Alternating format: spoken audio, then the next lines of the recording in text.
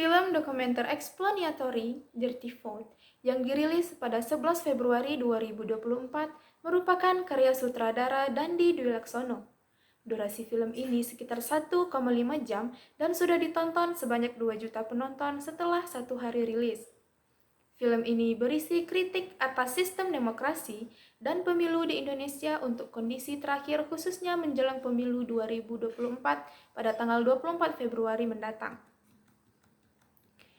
Film ini menampilkan 3 pakar hukum, yaitu Dr. Bivitri Susanti dari Sekolah Tinggi Hukum Indonesia Jentera, Dr. Ferry Amsari dari Universitas Andalas, dan Dr. Zainal Arifin Mukhtar dari UGM. Mereka menjelaskan berbagai kelemahan, manipulasi politik, dan kecurangan yang terjadi dalam sistem pemilu Indonesia. Serupa dengan itu, banyak pejabat yang menyalahgunakan kewenangan dan fasilitas negara untuk kepentingan kampanye pemilu. Contohnya, kepenggunaan pesawat militer dan mobil dinas untuk kepentingan kampanye. Padahal menurut aturan, pejabat negara yang terlibat kampanye politik harus cuti dan tidak boleh memanfaatkan fasilitas negara. Hal lain yang disoroti adalah rendahnya independens lembaga penyelenggara dan pengawas pemilu seperti KPU dan Bawaslu. Lembaga ini sering dituduh hanya menjadi corong kepentingan penguasa dan tidak bersikap netral serta independen. Misalnya dalam hal verifikasi partai politik tertentu atau penanganan penyelenggaraan kampanye. Independensi MK yang notabene berperan sebagai pengawal demokrasi juga dipertanyakan lantaran ada konflik kepentingan ketua MK dalam beberapa kasus pemilu. Kritik senada soal demokrasi dalam film ini juga dikritik mobilisasi massal oleh kepala desa untuk menuntut revisi Undang-Undang Desa agar dana desa ditingkatkan.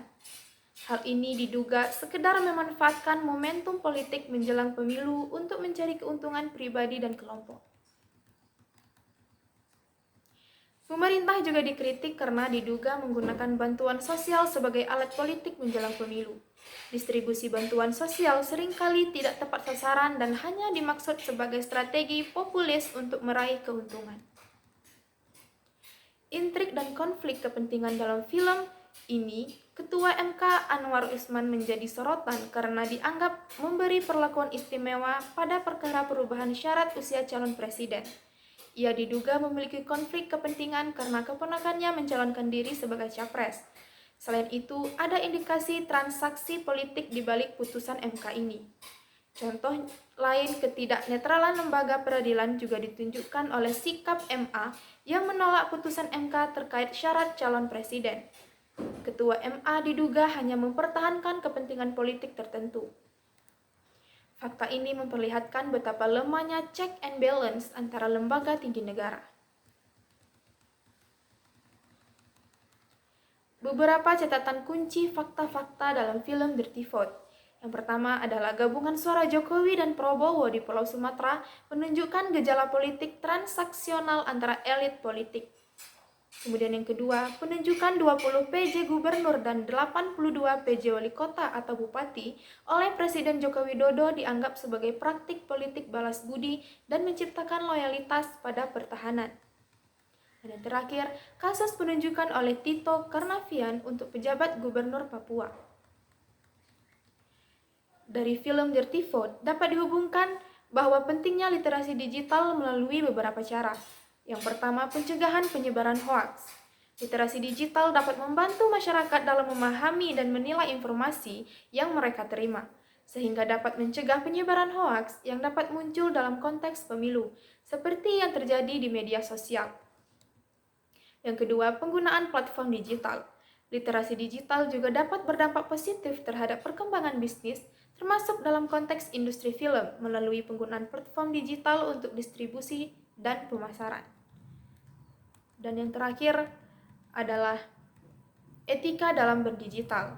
Film Dirty Vote mungkin dapat memunculkan isu-isu seputar etika digital, dan literasi digital dapat membantu masyarakat dalam memahami dan mengikuti aturan-aturan dalam penggunaan teknologi, seperti mengatur perilakunya di media digital dan mengurangi penyebaran berita palsu. Dengan demikian, film Dirty Vote dapat menjadi salah satu contoh konkret yang menampilkan pentingnya literasi digital dalam konteks aktual, terutama terkait dengan pemahaman informasi, penggunaan platform digital, dan etika dalam bermedia sosial. Untuk itu, mari memperdalam pemahaman tentang literasi digital guna menanggapi isu-isu kompleks dalam masyarakat. Dengan literasi digital yang baik, kita dapat melakukan analisis krisis terhadap informasi yang disajikan. Untuk itu, mari memperdalam pemahaman tentang literasi digital guna menanggapi isu-isu kompleks dalam masyarakat. Dengan literasi digital yang baik, kita dapat melakukan analisis kritis tentang informasi yang disajikan, memahami pemaknaan kondisi dalam konteks demokrasi, dan terus meningkatkan pemahaman kita mengenai literasi digital guna menanggapi isu-isu politik yang kompleks dan berkembang.